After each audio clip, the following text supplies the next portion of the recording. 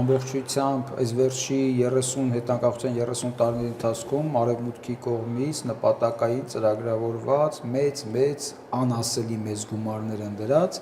որպեսզի հանգեին 2018 թվականի այդ կեղծ հեղափոխությանը, որից հետո կարողանային այս 7 տարիներին բոլոր այն ծրագրերը, որոնք իրենց առջև դրած էին, փուլ առ փուլ իրականացնեն եւ որքան ժամանակը գնում է, այնքան ծրագրերի